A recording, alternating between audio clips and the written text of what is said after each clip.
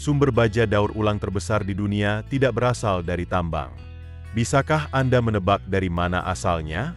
Asalnya adalah industri daur ulang otomotif, yang sering disebut sebagai gerbang kedua mobil, yang memasok baja dalam jumlah besar ke pasar global setiap tahunnya.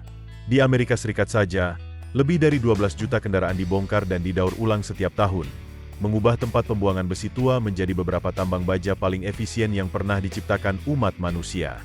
Setiap mobil yang dulunya dianggap telah mencapai akhir masa pakainya, kini memulai perjalanan baru. Dalam video ini, kita akan menyaksikan bagaimana mobil-mobil tua diubah menjadi fondasi mentah untuk konstruksi, industri, dan bahkan generasi mobil berikutnya.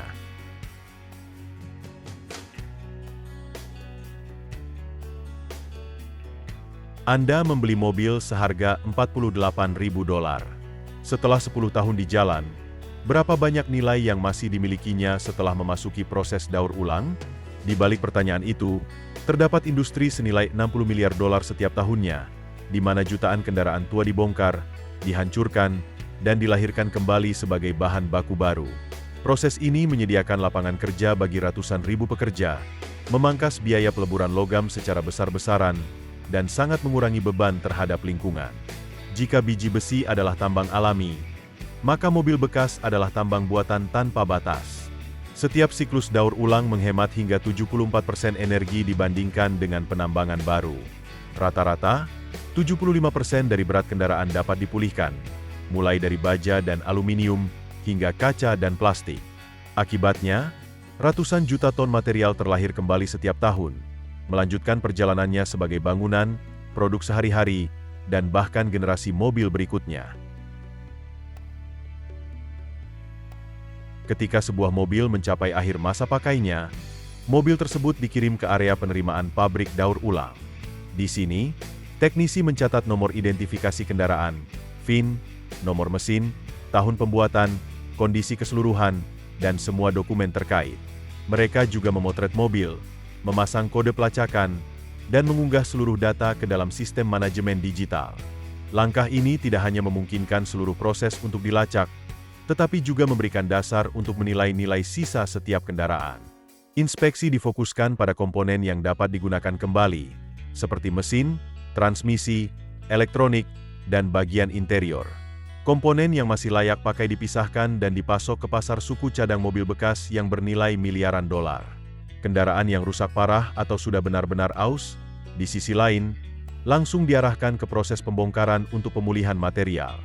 Setelah tahap ini selesai, mobil-mobil diatur dalam kelompok-kelompok di seluruh halaman, berbaris dan siap memasuki jalur pemrosesan dalam urutan yang jelas dan sistematis. Yang sedikit disadari orang adalah bahwa di Amerika Serikat, lebih dari 95% kendaraan yang sudah habis masa pakainya melalui sistem ini, menjadikan mobil sebagai produk konsumen yang paling banyak didaur ulang di dunia. Berkat tingkat pengorganisasian ini, setiap mobil mampu memaksimalkan nilai yang dapat dipulihkan dan berkontribusi kembali pada perekonomian. Setelah penerimaan dan inspeksi selesai, kendaraan dipindahkan ke area pemrosesan. Langkah pertama adalah melepas baterai atau yang biasa kita kenal sebagai aki. Meski mesin mati, risiko korsleting listrik yang berbahaya tetap ada, jadi kabel aki harus segera dilepas. Pada mobil bensin konvensional, kita menggunakan jenis aki basah atau aki asam timbal. Menariknya, aki jenis ini adalah salah satu benda yang paling ramah lingkungan di dunia. Tingkat daur ulangnya mencapai lebih dari 98%. Hampir semua bagian di dalamnya mulai dari logam timbal, wadah plastiknya, hingga cairan asam sulfatnya bisa diolah kembali menjadi aki yang baru. Untuk kendaraan hibrida atau listrik, paket lithium-ion yang jauh lebih besar memerlukan prosedur yang lebih ketat. Baterai dilepas dengan hati-hati, dikemas dengan aman, dan dikirim ke fasilitas daur ulang khusus. Hanya setelah sistem kelistrikan sepenuhnya dilepas, kendaraan diizinkan untuk melanjutkan ke tahap pembongkaran selanjutnya. Setelah baterai dilepas, mobil diangkat ke atas platform untuk memulai ekstraksi cairan, meliputi bensin, oli mesin, cairan transmisi, cairan rem, cairan pendingin, dan bahkan gas pendingin dari sistem pendingin udara. Penjepit hidrolik mengamankan rangka di tempatnya, sementara alat penusuk baja khusus menusuk tangki dan terhubung ke pompa vakum bertekanan tinggi. Rata-rata, Kendaraan yang sudah habis masa pakainya masih mengandung beberapa galon bahan bakar dan cairan, cukup untuk menyebabkan kebakaran, ledakan, atau polusi jika tidak ditangani dengan benar. Dalam hitungan menit, semuanya dikuras dan dialirkan ke reservoir bawah tanah. Yang membuat langkah ini penting adalah tidak ada yang terbuang sia-sia. Setelah disaring, sebagian besar cairan yang dipulihkan digunakan kembali untuk menggerakkan forklift, generator, dan peralatan lain di dalam pabrik. Sisanya disimpan untuk operasional internal, membantu mengurangi biaya energi secara signifikan. Sepanjang proses, sensor tekanan, katup satu arah, dan penutup langit-langit menjaga sistem tetap tertutup sepenuhnya, mencegah uap keluar dan memastikan keamanan seluruh jalur produksi. Setelah semua cairan dikuras, mobil memasuki tahap pembongkaran komponen utamanya. Roda biasanya dilepas terlebih dahulu karena memakan banyak ruang dan mudah diproses. Ban bekas termasuk jenis limbah yang paling sulit diuraikan, membutuhkan waktu puluhan tahun untuk hancur jika dibuang ke tempat pembuangan sampah. Sebaliknya, sebagian besar diparut menjadi butiran karet untuk jalan aspal dan permukaan taman bermain, sementara yang lain digunakan sebagai bahan bakar alternatif di tungku industri. Pelek baja dan aluminium dipisahkan dan dikirim langsung ke pabrik peleburan untuk daur ulang logam. Selanjutnya, kaca depan dan kaca jendela dipotong menggunakan peralatan khusus. Ini adalah kaca laminasi yang diperkuat dengan lapisan PVB yang mencegah pecah. Daur ulang tidak hanya memulihkan kaca, tetapi juga PVB yang digunakan kembali dalam bahan peredam suara dan pelapis industri. Kemudian pintu dilepas, bagian yang tampaknya sederhana, tetapi sebenarnya menggabungkan beberapa material. Rangka baja atau aluminium dipotong untuk dilebur kembali, sementara motor listrik untuk kontrol jendela, sistem penguncian, dan kabel di dalamnya dilepas secara terpisah untuk mengambil plastik, tembaga, dan magnet. Bagian interior menyusul dengan jok, dashboard, dan karpet yang dibongkar dan dipilah dengan hati-hati. Kabel sering dilepas untuk mengambil tembaga, sementara plastik dan kain dihancurkan dan diolah kembali menjadi material baru. Akhirnya, mesin dan transmisi, rakitan mekanis terberat dan paling berharga, dilepas. Beberapa diperbaiki untuk dijual kembali, sementara yang lain dipecah lebih lanjut untuk mengekstrak aluminium, baja, tembaga, dan bahkan logam mulia dari konverter katalitik. Urutan pembongkaran sistematis ini memaksimalkan nilai sisa setiap komponen sekaligus memastikan bahwa langkah selanjutnya, menghancurkan rangka kendaraan, dapat berjalan dengan aman dan efisien. Sebelum mobil memasuki mesin penghancur, mobil tersebut masih membawa campuran bagian non-logam yang sulit diproses, mulai dari pipa knalpot yang bengkok dan panel plastik besar, hingga kabel yang kusut. Untuk menghilangkannya, kendaraan dikirim ke area pemrosesan kasar di mana lengan mekanis besar yang dilengkapi dengan gunting hidrolik mengambil alih pekerjaan. Dengan gaya penjepit puluhan ton, rahang baja merobek pintu yang tersisa, mencabut sistem knalpot, atau menghancurkan radiator dalam hitungan detik. Plastik, bantalan busa, dan material lain yang tidak dapat dilebur dibuang di tempat. Berkat kekuatan mekanis yang besar, rangka mobil dengan cepat dibersihkan dari bagian-bagian yang tidak diinginkan, jauh lebih cepat daripada pembongkaran manual. Langkah pembersihan ini bertindak sebagai filter kasar untuk seluruh lini produksi, menghilangkan material yang dapat terbakar, mencemari logam yang dipulihkan, atau merusak mesin penghancur itu sendiri. Setelah hanya beberapa menit di bawah mesin pemotong hidrolik, struktur kendaraan direduksi menjadi cangkang baja dan aluminium yang rapi, siap untuk dipadatkan dengan efisiensi dan keamanan maksimal. Setelah kendaraan dibersihkan, rangka baja telanjangnya dikirim ke mesin pres hidrolik yang besar. Di bawah gaya tekan 150 hingga 200 ton, struktur yang panjangnya lebih dari 4 meter dikompresi menjadi blok logam yang padat. Volumenya berkurang menjadi hanya 1/10 dari aslinya. Tergantung pada teknologinya, proses ini dapat dilakukan pada berbagai jenis mesin, masing-masing dirancang dengan tujuan tertentu. Dengan mesin pengepres mobil, rangka dikompresi menjadi balok baja berbentuk kubus yang padat. Balok-balok dengan kepadatan tinggi ini mudah ditumpuk, disimpan, dan diangkut. Mesin pengepres industri modern dapat menangani 25 hingga 40 mobil per jam, menjadikannya ideal untuk fasilitas skala besar yang membutuhkan penyimpanan efisien sebelum penghancuran. Mesin perata mobil, di sisi lain, populer di tempat pembuangan besi tua berukuran sedang atau kecil. Mesin ini memampatkan kendaraan menjadi lembaran datar dengan ketebalan hanya beberapa puluh sentimeter. Keuntungannya adalah kecepatan, penggunaan energi yang lebih rendah, dan biaya investasi yang lebih rendah. Kelemahannya adalah mobil yang diratakan memiliki kepadatan yang lebih rendah daripada yang dipadatkan. Artinya tahap penghancuran selanjutnya membutuhkan lebih banyak energi. Sementara itu, mesin pengepres geser memampatkan dan memotong, membagi kendaraan menjadi bagian-bagian pendek yang mudah dikelola. Meskipun kapasitasnya lebih rendah, mesin ini menawarkan jalur langsung ke mesin penghancur atau, dalam beberapa kasus, langsung ke pabrik peleburan, melewati tahap pengepresan sama sekali. Jika kita membandingkannya, pengepresan seperti mengemas barang dengan rapat untuk penyimpanan, pemipisan seperti menggulungnya hingga tipis agar mudah diangkut, dan pemotongan seperti memotongnya menjadi potongan-potongan siap pakai untuk dilebur kembali. Metode yang berbeda, tetapi semuanya memiliki tujuan yang sama, mengubah mobil yang besar menjadi logam yang seragam, siap untuk kehidupan selanjutnya.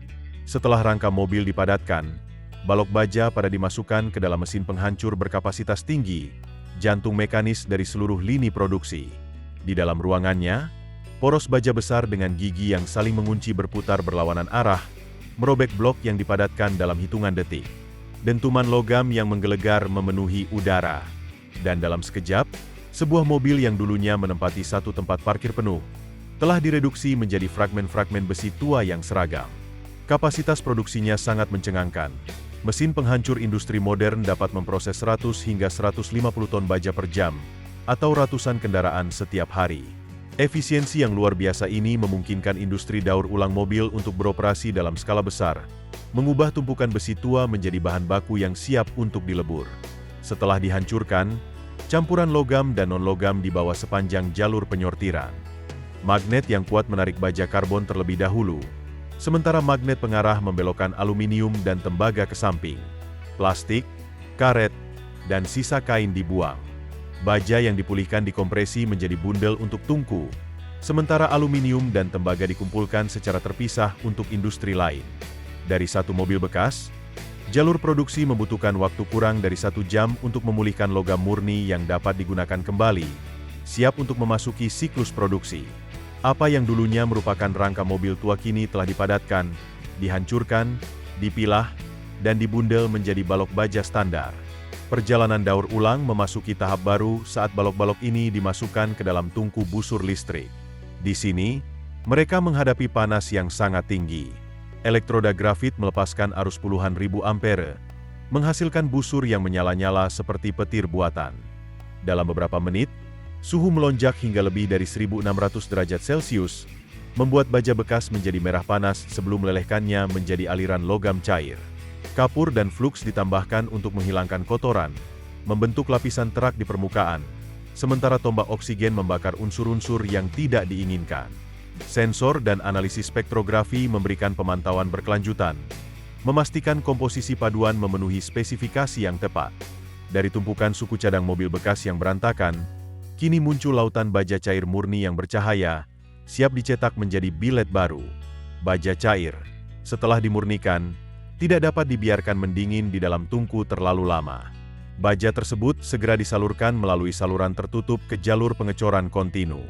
Aliran logam cair yang menyala mengalir ke dalam cetakan berpendingin air, mengeras dalam hitungan detik untuk membentuk cangkang yang keras. Di dalam inti, baja tetap cair, dibawa maju oleh roll dan secara bertahap didinginkan sepanjang jalur tersebut. Dari proses ini, bilet panjang yang membentang puluhan meter terbentuk. Bilet persegi untuk baja konstruksi dan lempengan datar yang ditujukan untuk digulung menjadi lembaran atau gulungan. Gergaji termal otomatis memotongnya menjadi segmen standar, di mana masing-masing beratnya mencapai beberapa ton. Setiap batangan diberi nomor, dipindai, dan dicatat ke dalam kelompok. Dari genangan baja cair yang tak berbentuk, blok material yang terdefinisi kini muncul, menandai awal babak baru dalam siklus daur ulang. Saat meninggalkan tungku pemanasan ulang, batangan baja merah menyala mengalir ke pabrik penggilingan panas, di mana puluhan roll besar terus-menerus menekan, meregangkan, dan membengkokkannya menjadi bentuk baru. Dengan setiap lintasan, baja menjadi pipih dan memanjang, berevolusi dari blok kasar yang berat menjadi lembaran atau gulungan yang seragam. Kamera berkecepatan tinggi dan sensor laser memantau setiap milidetik, mengukur ketebalan dan kelurusan dengan presisi untuk memastikan setiap strip memenuhi standar langsung di jalur produksi. Proses ini terasa seperti memahat otot menjadi logam, kuat dan presisi. Baja yang baru digulung tidak dapat langsung dikirim. Baja harus didinginkan dengan cara yang terkontrol. Nosel semprot bertekanan tinggi menyelimuti permukaan dengan kabut putih, menurunkan suhu dengan cepat tanpa menyebabkan retakan.